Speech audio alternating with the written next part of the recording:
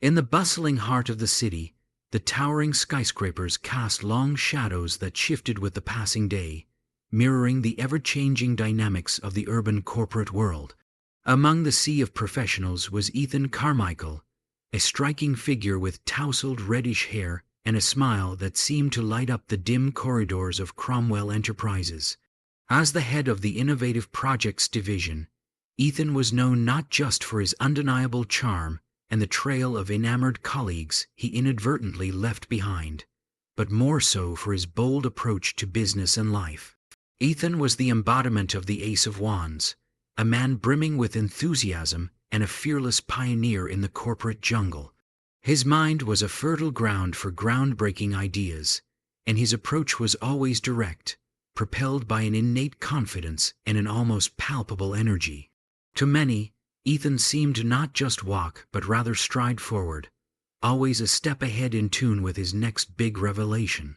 For months, Ethan had been fixated on a vision.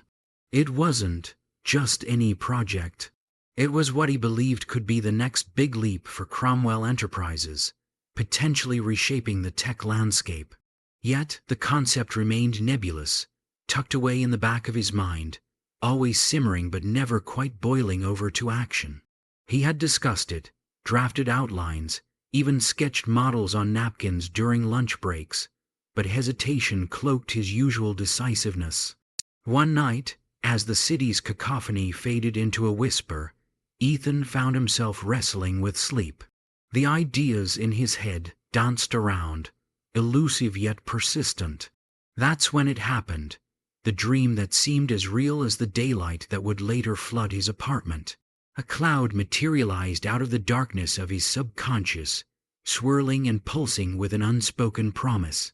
From its depths, a hand emerged, gripping a wand that radiated a mesmerizing light. The vision was clear and commanding. It was time to act, not tomorrow, not after further research, but now. Waking up drenched in a cold sweat, Ethan felt an unfamiliar surge of adrenaline. The hand with the wand wasn't just a figment of his dream. It was a symbol, a directive that he couldn't ignore. He arrived at the office earlier than usual, the first to turn on the lights and brew the coffee. With a newfound resolve, he bypassed his usual morning rituals and went straight to his desk, pulling out all the scattered notes and sketches related to his idea. As the sun rose, casting a golden glow that filled his office, Ethan began to outline the steps he needed to take.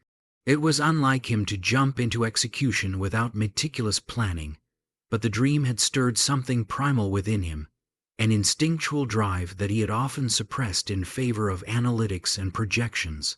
With each step he jotted down, Ethan felt his idea taking shape, transforming from abstract thoughts into a tangible plan.